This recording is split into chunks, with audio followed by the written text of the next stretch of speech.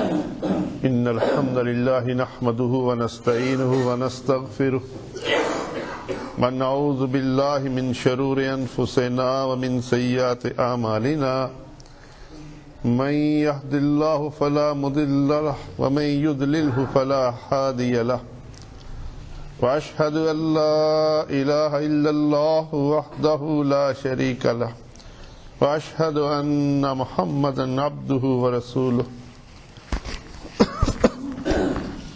أما بعد فإن خير الحديث كتاب الله وخير الهدي هدي محمد صلى الله عليه وسلم وشر الأمور محدثاتها وكل محدثة بدعة وكل بدعة ضلالة وكل ضلالة في النار اللهم صل على محمد وعلى آل محمد كما صليت على إبراهيم وعلى آل إبراهيم إنك حميد مجيد اللهم بارك على محمد وعلى آل محمد كما باركت على إبراهيم وعلى آل إبراهيم إنك حميد مجيد أعوذ بالله السميع العليم من الشيطان الرجيم بسم الله الرحمن الرحيم الحمد لله رب العالمين الرحمن الرحيم مالك يوم إياك نعبد وإياك نستعين تمام تعریفیں اللہ وحدہ لا شریک کے لیے ہیں جو جہانوں کا رب ہے، جہانوں کو پالنے والا ہے۔ اس نے ہمیں پیدا کیا، ہر نعمت اس کی طرف سے ہے۔ یہ زندگی، یہ صحت، یہ ایمان کی دولت، یہ سب دولتیں اسی کی دین ہیں، اور اس کا یہی تقاضا ہے کہ ہم اس کی بندگی کریں۔ الرحمن الرحیم، نہایت مہربان ہے، نہایت رحم کرنے والا ہے۔ مالک یوم الدین، جزا کے دن کا مالک ہے۔ ایک دن اس نے مقرر کیا ہے جس میں ہم سب کا حساب و کتاب ہوگا۔ ایاک نعبد و ایاک نستعین، خاص تیری ہی ہم عبادت کرتے ہیں اور تجھ ہی سے ہم مدد چاہتے ہیں۔ آج ایاک نعبد کے بارے میں کچھ عرض کروں گا کہ خاص ہم تیری ہی عبادت کرتے ہیں۔ ہماری تخلیق کا مقصد اللہ کی بندگی ہے، اللہ کی عبادت ہماری تخلیق کا مقصد ہے۔ اس لیے فرمایا وما خلقت الجن والانس الا لیعبدون، میں نے جنس اور انس کو صرف اپنی بندگی کے لیے پیدا کیا۔ تو بھائیو، ہم اگر اللہ کی بندگی کریں گے تو اپنے مقصد حیات کو پورا کر لیں گے، اور اگر اللہ کی بندگی نہیں کریں گے تو ایک بندگی اور بھی ہے، وہ شیطان کی بندگی ہے۔ اللہ کی بندگی سے انحراف وہ شیطان کی بندگی کا اقرار ہے۔ آج کوئی نہیں مانتا کہ میں شیطان کی بندگی کرتا ہوں، لیکن سورۃ یاسین میں اللہ تعالیٰ نے نقشہ کھینچا ہے کہ حشر کے میدان میں مالک الملک ارشاد فرمائے گا الم اعہد الیکم یا بنی آدم، اے بنی آدم، کیا میں نے تم سے اس بات کا عہد نہیں لیا تھا اللہ تعبدوا الشیطان، کہ شیطان کی بندگی نہ کرنا، انہ لکم عدو مبین، وہ تمہارا کھلا دشمن ہے، وان اعبدونی، اور میری بندگی کرنا، ھذا صراط مستقیم، یہ سیدھا راستہ ہے۔ وہ یا بندگی اللہ کی یا بندگی شیطان کی۔ شیطان کی بندگی یہ آدمی کو سیدھے راستے سے ہٹانا ہے، وہ ہمارا دشمن ہے، اور اللہ کی بندگی وہ ہماری زندگی کا مقصد ہے، وہ صراط مستقیم ہے۔ بندگی اللہ کی کیسے کی جاتی ہے؟ ہم نماز پڑھتے ہیں، روزے رکھتے ہیں، حج کرتے ہیں۔ ان سب بندگیوں سے پہلے، نماز سے پہلے، روزے سے پہلے دل کی بندگی ہے۔ اس دل میں اگر اللہ کی عظمت ہوئی تو یہ بندگیاں کام آئیں گی۔ اللہ کو ہمارے سجدوں کی حاجت نہیں ہے۔ سورۃ حج کے اندر اللہ نے بڑے واضح انداز میں یہ ارشاد فرمایا، 17واں پارہ ہے، اس میں اللہ ارشاد فرماتا ہے قربانیوں کے گوشت کے بارے میں، اس کی کھالوں کے بارے میں، لَن يَنَالَ اللَّهَ لُحُومُهَا وَلَا دِمَاؤُهَا، تمہارا گوشت اور تمہارا خون، جانوروں کا بہایا ہوا خون اور جانوروں کا گوشت، یہ اللہ تک نہیں پہنچتا۔ خون زمین میں بہہ جاتا ہے، گوشت تم خود کھا لیتے ہو، مساکین کھا لیتے ہیں، وَلَٰكِن يَنَالُهُ التَّقْوَىٰ، اس تک یہ دل کا تقوی پہنچتا ہے۔ جس جذبے کے تحت تم نے قربانی کی ہے کہ تم اللہ کو راضی کرنا چاہتے تھے، تم نے اس پر مال خرچ کیا ہے، اللہ کی رضامندی کے حصول کے لیے جو تم نے جانور ذبح کیا ہے، خون تو یہیں بہہ گیا، گوشت تم نے کھا لیا، لیکن جو تمہارے دل کا جذبہ ہے وہ مالک الملک تک پہنچتا ہے۔ سب سے پہلے دل کی بندگی ہے۔ اگر اس دل میں اللہ کی عظمت نہ ہو، اس دل میں اللہ سے محبت نہ ہو، اللہ سے امید نہ ہو، بڑے سے بڑا عمل، صحیح بخاری کی روایت ہے کہ شہید ہونے والا، مالدار سخاوت کرنے والا، عالم دعوت اور تبلیغ کا کام کرنے والا اس لیے جہنم میں چلے جائیں گے کہ مقصود اللہ کی رضا نہیں تھی، اللہ کی بندگی نہیں تھی۔ اچھے سے اچھے اعمال بھی برباد ہو جائیں گے اگر اس دل کے اندر اللہ کا تقوی نہ ہو۔ اس لیے رسول اللہ صلی اللہ علیہ وسلم یہ دعا مانگا کرتے تھے، اور ہمیں بھی یہ دعا مانگنی چاہیے، یا مقلب القلوب ثبت قلوبنا علی دینک، یا مصرف القلوب صرف قلوبنا علی اطاعک، اے دلوں کو پھیرنے والے ہمارے دل کو اپنی بندگی، اپنی اطاعت کی طرف پھیر دے، ہمارے دلوں کو اپنی اطاعت پر قائم کر دے۔ اللہ سے یہ دعا کثرت سے مانگنی چاہیے تاکہ دل، نبی کریم صلی اللہ علیہ وسلم سے پوچھا گیا اللہ کے رسول آپ کو ہمارے دلوں کے بارے میں کیا خطرہ ہے؟ آپ نے فرمایا انسانوں کے دل اللہ کی 2 انگلیوں کے درمیان ہے، وہ جیسے چاہتا ہے ان کو پھیرتا ہے، تم اللہ سے استقامت کی دعا کیا کرو۔ ہمیں اپنے دلوں کو ٹٹولنا ہے۔ قیامت کے دن جو اجر ملے گا وہ اس دل کی بنیاد پر ہوگا۔ دل اور ظاہری اعمال دونوں کو اللہ دیکھے گا، صرف یہ نہیں کہ دل اچھا ہو اور پھر اس کے بعد ظاہری اعمال ساری مالک کی بغاوت میں ہو، ایسا بھی نہیں ہے۔ ہاں، اچھے اعمال کی بنیاد جب اللہ کا خوف ہو، اللہ سے محبت ہو، اللہ سے امید کی بنیاد پر ہو تو اللہ ان کو قبول کرتا ہے۔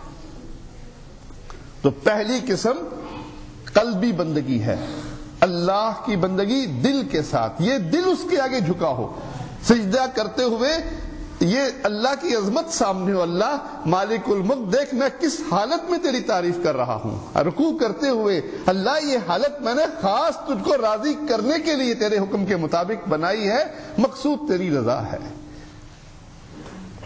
اور پھر اس کے بعد التحیات للہ والصلوات والطیبات، قلبی بندگی کے بعد قولی، مالی، بدنی، یہ تینوں بندگیاں اللہ کے لیے خاص ہیں۔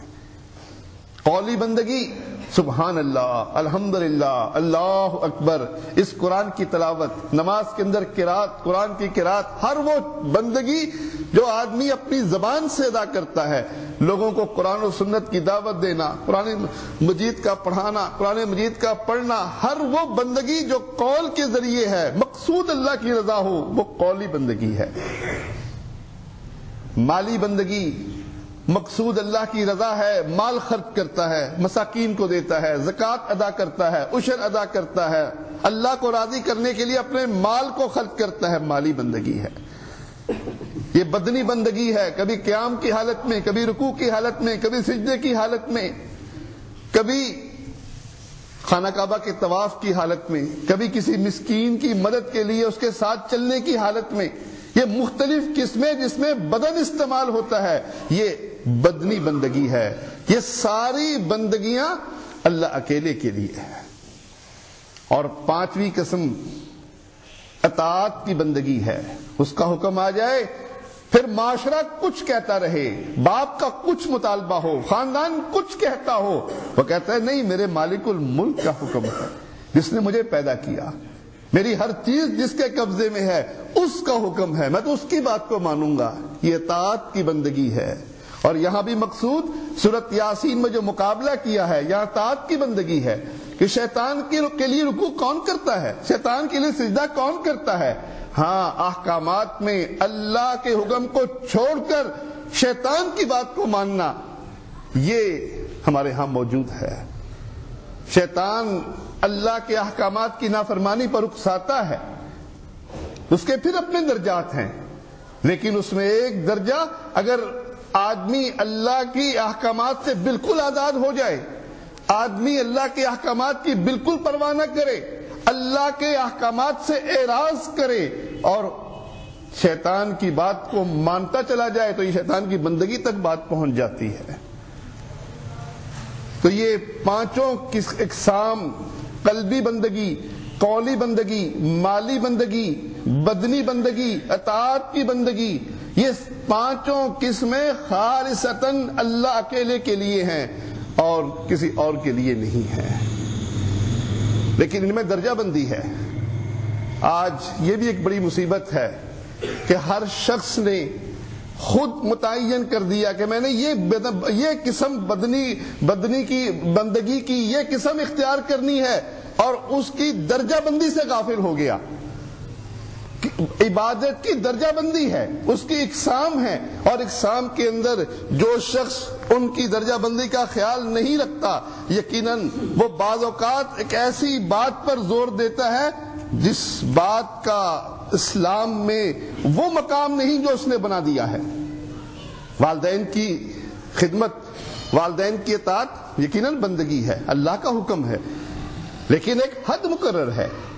اب آدمی والدین کی اطاعت کرتے ہوئے اللہ کے دین سے غافل ہو جائے، اللہ کے دین کی پرواہ نہ کرے، تو یقیناً اس نے اس دین کو نہیں سمجھا۔ اس لیے بھائیو، عبادت کے مراتب کو جاننا ضروری ہے، اور مراتب کے اندر دو قسمیں ہیں، ایک نیک اعمال کی ادائیگی ہے اور دوسرا نافرمانی کے کاموں سے اجتناب ہے۔ یہ دونوں بندگیوں کی قسمیں ہیں۔ آدمی نیک کام کرتا ہے اللہ کو راضی کرنے کے لیے، یہ اللہ کی بندگی ہے۔ آدمی اللہ کی نافرمانی سے بچنے کی کوشش کرتا ہے، یہ بھی اللہ کی بندگی ہے۔ آپ نے وہ روایت تو صحیح بخاری کی سنی ہوگی کہ ایک شخص کہتا ہے کہ میں زنا کے لیے بالکل تیار تھا، ہر قسم کے موقع میں نے فراہم کر دیے۔ عورت نے کہا اللہ سے ڈر، میرے دل میں اللہ کا خوف ایسا پیدا ہوا، میں نے اس کو چھوڑ دیا، جو پیسے لینے تھے وہ بھی چھوڑ دیے۔ اللہ کا ڈر اس وقت پیدا ہو گیا، اللہ کو یہ عمل اتنا پسند ہوا، غار کے اندر پھنسا ہوا ہے، پتھر رکھا ہوا ہے اوپر، نکلنے کا راستہ کوئی نہیں، وہ اپنا یہ عمل پیش کرتا ہے، اللہ پتھر کو ہٹا دیتا ہے۔ تو اللہ کی نافرمانی سے رکنا یہ بھی اللہ کی بندگی ہے۔ اور پھر نیک کام کی ادائیگی میں سب سے پہلے فرائض ہیں۔ فرائض کے اندر کچھ فرائض ایسے ہیں جن کا ترک آدمی کو کفر تک پہنچا دیتا ہے، اور کچھ فرائض ایسی ہیں جو آدمی کو گناہگار کرتے ہیں۔ یہ آدمی گناہگار ہوتا ہے، کافر نہیں ہوتا۔ اس میں جو شخص اپنے اس دل میں اللہ کے علاوہ کسی اور کو بٹھا لے گا، اس سے ایسی محبت کرے گا جیسی محبت کرنا اللہ کا حق تھا، یا اس سے ایسے ڈرے گا جیسے کہ اللہ کے عذاب سے ڈرنا چاہیے تھا، تو یقیناً یہ چیز آدمی کو کافر کر دیتی ہے۔ وہ اپنی مشکلات میں اللہ کے سوا کسی اور کو پکارتا ہے، اللہ کے علاوہ کسی اور کے قانون کو حجت جان کر قانون عام بنا کر اس کے مطابق لوگوں کو مجبور کرتا ہے کہ ان فیصلوں پر عمل کرو۔ اور ایسے ہی 5 وقت کی نماز کی ادائیگی کے بارے میں بھی اگرچہ امت میں اختلاف ہے، لیکن عرب علماء اور جمہور علماء اسی کے قائل ہیں کہ جو 5 وقت کی نماز کا تارک ہے وہ کافر ہے۔ اب ایک شخص ان فرائض سے غافل ہے، 5 وقت کی نماز ادا نہیں کرتا، غریبوں کی خوب مدد کرتا ہے، وہ سمجھتا ہے کہ میں بندگی کر رہا ہوں، بڑا اچھا کام کر رہا ہوں. بھائی یہ بندگی نہیں ہے. اس کو ان مراتب کا خیال رکھنا ہوگا. اس کو پہلے دیکھنا ہوگا کہ سب سے بڑے فرائض میں نے ادا کر دیے، میری ترتیب تو خراب نہیں ہوئی. ایسا تو نہیں کہ میں نماز پنجگانہ سے غافل ہوں، میں زکوٰۃ کی ادائیگی سے غافل ہوں اور میں غریبوں کے پر بڑا دھڑا دھڑ خرچ کر رہا ہوں. جو غریب آ رہا ہے، جو مسکین آ رہا ہے، جو بیمار آ رہا ہے، اس کو پیسے دے رہا ہوں اور زکوٰۃ میں ادائی نہیں کر رہا، تو یقیناً یہ اس کی بندگی نہیں رہے گی. اس کو مراتب کا خیال رکھنا ہوگا. سب سے پہلے ان فرائض کا جس پر اسلام کی بنیاد قائم ہے. رسول اللہ صلی اللہ علیہ وسلم فرماتے ہیں اسلام کی بنیاد 5 چیزوں پر قائم ہے.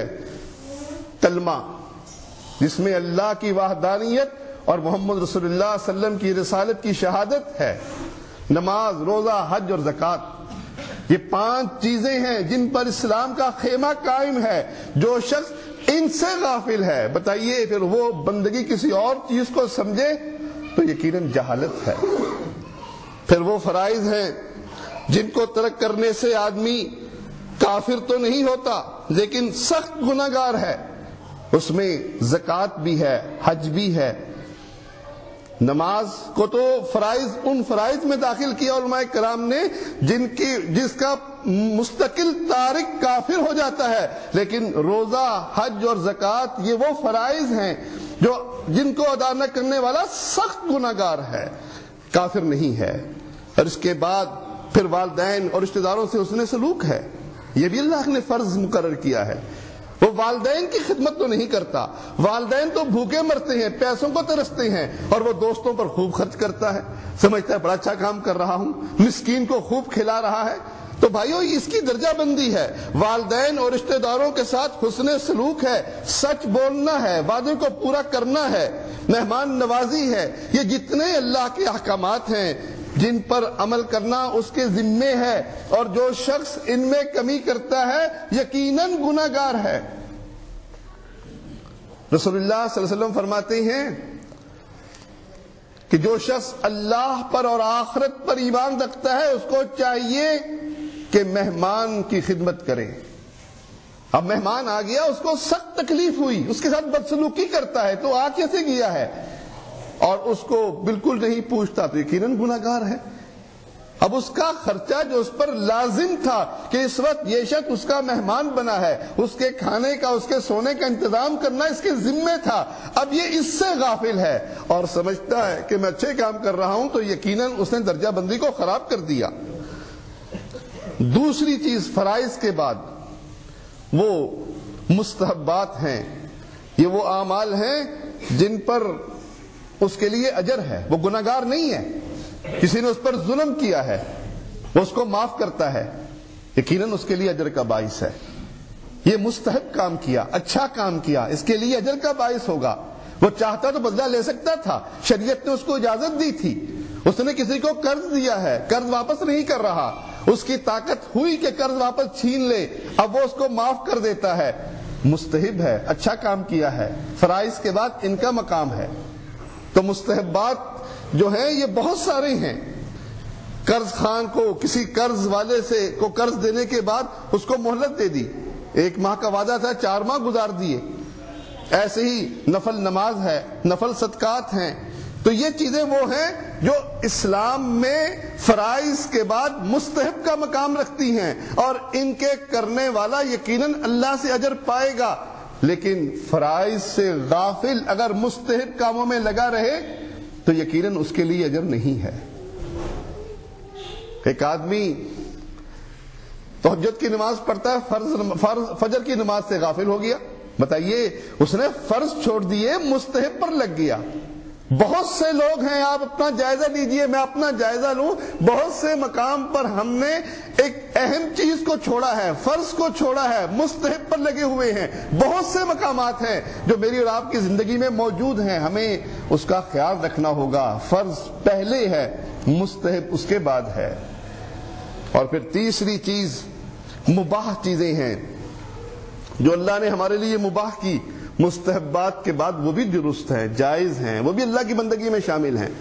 آدمی سیر و سیاحت کرتا ہے، صبح کی سیر کرتا ہے اور وہ اس لیے کرتا ہے کہ سارا دن تندرست رہوں گا، صحت مند رہوں گا، اللہ کی بندگی کروں گا، میں اپنی ڈیوٹی صحیح ادا کر سکوں گا، جو میرے ذمہ فرائض ہیں صحیح ادا کر سکوں گا، تو یقیناً یہ بھی اجر کا باعث ہے۔ اور اگر ہم دیکھیں تو ہماری پوری زندگی انہی 3 باتوں پر مشتمل ہونی چاہیے۔ ہم یا تو فرائض کو ادا کرنے والے ہوں، یا ہم مستحبات پر عمل کرنے والے ہوں، یا مباحات پر عمل کرنے والے ہوں۔ ان 3 چیزوں کے اندر ہماری زندگی گزرے، کوئی ایک لمحہ ایسا نہ ہو کہ ہم ان 3 باتوں میں کسی ایک بات سے بھی غافل ہو جائیں۔ اور پھر اللہ کی نافرمانی کے کام ہیں، اور ان نافرمانی کے کاموں میں سب سے پہلے محرمات ہیں، اور محرمات میں بھی پھر 2 چیزیں ہیں، وہ حرام چیزیں جو آدمی کو کفر اکبر تک پہنچا دیتی ہیں، اور وہ حرام چیزیں جو انسان کو کفر اکبر سے نیچے رکھتی ہیں لیکن سخت گنہگار کرتی ہیں، قریب ہے کہ وہ کفر اکبر میں داخل ہو جائے۔ جو چیزیں کفر اکبر میں داخل ہوتی ہیں اس میں اللہ کے علاوہ کسی اور کو مشکل کشا سمجھنا، حاجت روا سمجھ کر، دستگیر سمجھ کر، غریب نواز سمجھ کر، داتا سمجھ کر کہ یہی دینے والا ہے، یہی اولاد دے گا، یہی مجھے مقدمے سے بری کرے گا، اس کو اپنی مشکلات میں پکارنا، یہ شرک ہے، یہ غیر اللہ کی بندگی ہے، اور یہ ایسا جرم ہے کہ جس کی معافی نہیں ہے۔ ایسے ہی اللہ کے علاوہ کسی اور قانون کو دستور بنا دے، مجبور کر دے کہ نکاح نہیں کر سکتا، دوسری شادی کی تو تیرے لیے جیل ہے، اور زنا کے لیے اڈے کھلے ہوں، زنا کے لیے مواقع موجود ہوں، تو یقیناً جو اس کو دستور بنائے گا، قانون بنائے گا، اس کو لوگوں پر زبردستی نافذ کرے گا، اللہ کے ہاں گناہگار ہوگا۔ سود کے علاوہ اس کو رقم کہیں سے نہیں ملتی، سود اس کو لینا اس کی مجبوری بن گئی ہے، حلال راستے بند کر دیے جائیں اور صرف سود کا راستہ کھول دیا جائے، اور اس کو باقاعدہ دستور بنا کر نافذ کر دیا جائے، یہ بات کفر اکبر تک پہنچتی ہے۔ ایسے ہی حلال اور حرام کو طے کرنے کا اختیار کسی اور کو دے دینا کہ میں حلال اس کو سمجھوں گا جو میرا پیر کہے گا، پیر نے کہا ہے کہ نماز نہیں پڑھنی اور یہ کام کرنا ہے، نماز دل کی نماز ہے، نماز مکے جا کر پڑھتے ہیں، ہم ہر روز نماز وہاں جا کر پڑھتے ہیں۔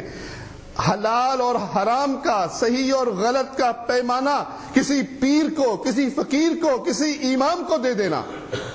ہاں یہاں ایک فرق ضرور ہونا چاہیے، کچھ لوگ وہ ہیں جو اپنے ائمہ کو معصوم جانتے ہیں، کہتے ہیں 12 معصوم ہیں، 14 معصوم ہیں، انبیاء کی طرح معصوم ہیں، پھر ان کو سمجھتے ہیں کہ یہ مامور من اللہ ہیں، اللہ نے ان کو مقرر کیا ہے، یہ اپنی طرف سے اپنی محنت سے نہیں بنے، اور یہ واجب الاطاعت ہیں، بات ان کی آ جائے جعفر صادق کہہ دیں بس ہمارے لیے حجت ہے۔ یہ تینوں چیزیں ان کو نبی بنانے کے برابر ہے، چاہے زبان سے نبی نہ کہیں، نبی معصوم ہوا کرتا ہے، نبی کو اللہ مقرر کرتا ہے، اور نبی کی اطاعت واجب ہوا کرتی ہے۔ ہمارے ہاں بھی امامت کا مسئلہ موجود ہے، ہم بھی ائمہ مانتے ہیں، کوئی فقہ کا امام ہے ابو حنیفہ رحمۃ اللہ علیہ، کوئی حدیث کا امام ہے امام بخاری رحمہ اللہ، کوئی فقہ کے، کوئی تجوید کے، یہ ہر فن کے امام ہیں، لیکن ہم انہیں مامور من اللہ نہیں جانتے۔ ہم یہ کہتے ہیں کہ اپنی محنت سے امام بخاری رحمہ اللہ نے ایک میدان کو چنا، حدیث پر کام کیا اور وہ امام بن گئے حدیث کے۔ آج بھی البانی اگر اس پر کام کرتا ہے، آج بھی زبیر علی زئی رحمہ اللہ اس پر کام کرتا ہے، وہ بھی امام بن سکتا ہے۔ کوئی اس میدان میں آئے، اس پر محنت کرے، وہ آج بھی اس مقام پر پہنچ سکتا ہے۔ یہ مامور من اللہ نہیں ہے، پھر یہ معصوم نہیں ہے، ان سے خطا ممکن ہے، ان کا جب بھی اختلاف ہوگا اس میں کوئی ایک بات درست ہوگی، وہ خطا اجتہادی خطا ہے، خطا کرنے والا اللہ کے ہاں اجر پائے گا، خطا پر ہوا 1 اجر ملے گا، صحیح فیصلہ ہوا 2 اجر ملیں گے، لیکن معصوم نہیں ہے، خطا ان سے ممکن ہے۔ امام بخاری کیوں نہ ہو، امام مسلم کیوں نہ ہو، ابو حنیفہ کیوں نہ ہو، امام مالک کیوں نہ ہو رحمہم اللہ، ان سے خطا ممکن ہے۔ اور تیسری، یہ واجب الاطاعت نہیں ہے، یہ دین کو پہنچانے والے ہیں، بات کو بہتر انداز سے بیان کرنے والے ہیں۔ ہم ان کی بات کیوں مانتے ہیں؟ بخاری کی کسی حدیث سے نکالا ہوا مسئلہ کیوں قبول کرتے ہیں؟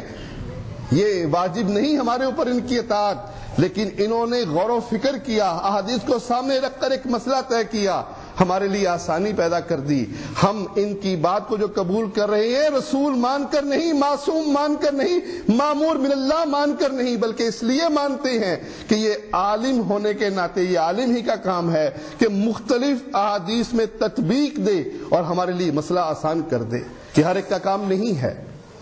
بہرحال جو شخص ان کو معصوم من اللہ اور مامور من اللہ جان کر ان کو حلال اور حرام کرنے کا اختیار دیتا ہے، یقیناً وہ کافر ہو جائے گا۔ یہ معمولی بات نہیں ہے۔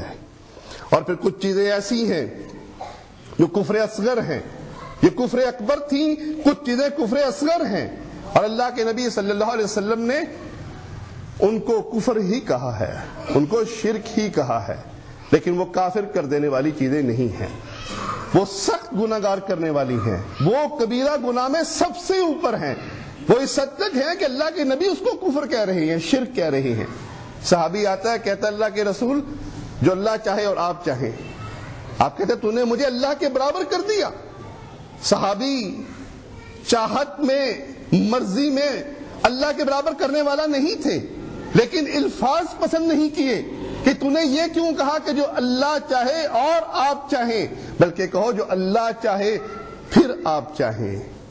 میں ضرورت مند ہوں، مجھے اللہ کا سہارا ہے پھر آپ کا سہارا ہے، لفظ پھر کے ساتھ اس کو تابع کرو اور کے ساتھ برابر نہ لاؤ۔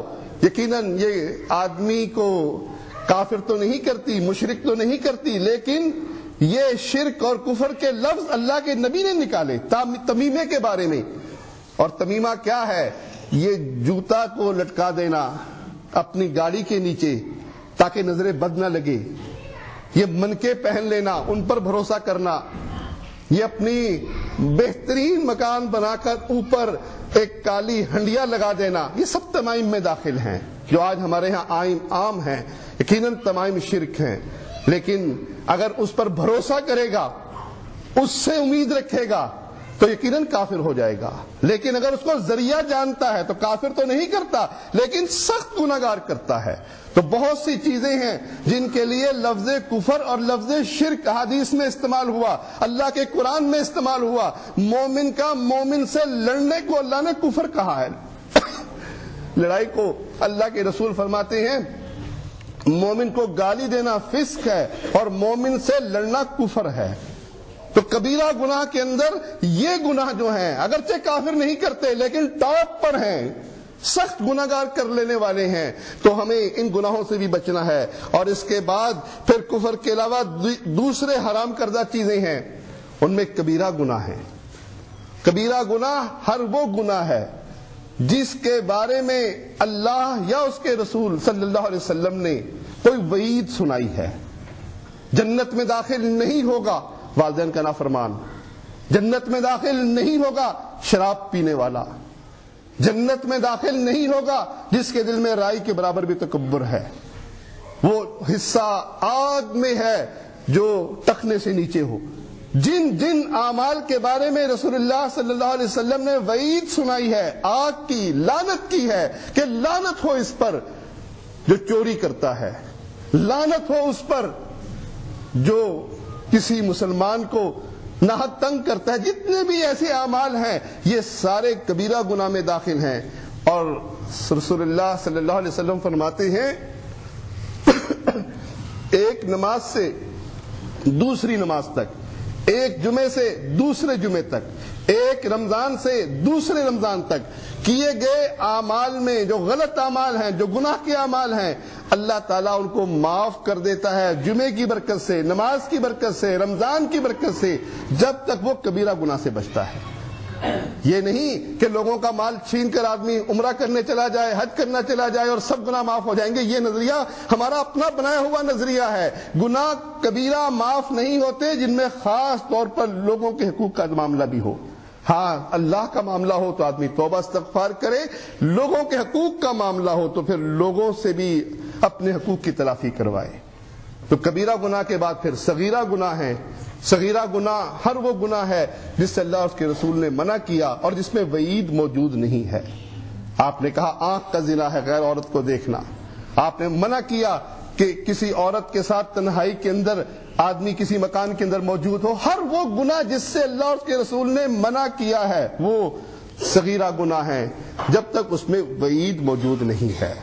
اور یہ اگرچہ معاف ہو جاتے ہیں، لیکن بھائیو اگر یہ صغیرہ گناہ ایک عادت بن جائے اور ایسی عادت بن جائے کہ پھر آدمی اس صغیرہ کو بالکل اس سے بے پرواہ ہو جائے تو وہ بھی کبیرہ بن جاتی ہے. ہر صغیرہ گناہ پر دوام مستقل کرنے سے وہ بھی کبیرہ بن جاتے ہیں. تو سب سے پہلے کفر، اور کفر کی بھی دو چیزیں جو آدمی کو کافر کر دیتی ہیں اور جو کافر نہیں کرتی. پھر حرام چیزیں، محرمات جو آدمی کو کبیرہ گناہ میں داخل کرتی ہیں اور جو صغیرہ گناہ میں داخل کرتی ہیں. تو یہ سب، اور پھر اس کے بعد پانچویں چیز مکروہات.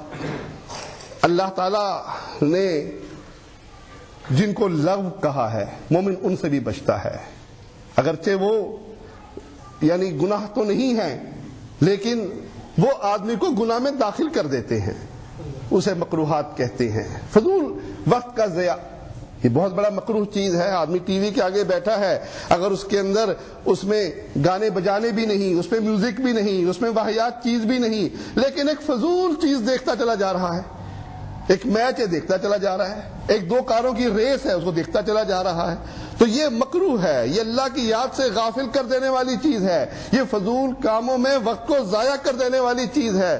ایسے ہی دوست بیٹھے ہیں، گپ شپ ہو رہی ہے، اگر گپ شپ میں کسی کی غیبت نہیں ہے، کسی کے بارے میں بدگمانی کے الفاظ نہیں ہے، بس ویسے گپ شپ ہے اور اس کا کوئی مقصد نہیں ہے، تو یقیناً یہ چیز بھی ایسی ہے کہ جو وقت کو ضائع کر کے آدمی کے وقت کی اہمیت اس کی بجائے کسی اور طرف لگانا تھا وہ اس میں اپنے وقت کو ضائع کر رہا ہے. تو یہ اس سے بھی لوگوں کو روکا جائے گا. تو یہ مراتب ہیں عبادت کے، اور بھائیو ان مراتب کا خیال رکھنا اس لیے ضروری ہے کہ آدمی ایک بڑی چیز کو چھوڑ دیتا ہے، چھوٹی چیز کو لے لیتا ہے اور وہ سمجھتا ہے کہ میں تو بڑا اچھا کام کر رہا ہوں، اور پھر جب آخر میں معاملہ بنے گا پھر سوائے افسوس اور حسرت کے پھر ہمارے پاس کچھ نہ بچے گا. آج ہمیں دین کی صحیح فہم کو حاصل کرنا ہے، غور کرنا ہے. ایک بات میں نے آپ کے سامنے رکھی ہے، اس پر غور کیجئے، دلائل لیجئے، خود دلائل پر غور کیجئے، قرآن مجید کی آیات کو پڑھیے اور پھر دیکھیے اگر یہ باتیں درست ہیں تو ہماری عملی زندگی میں یہ باتیں آنی چاہیے. کامیابی کا یہی راستہ ہے. اللہ مجھے اور آپ کو عمل کی توفیق عطا فرمائے.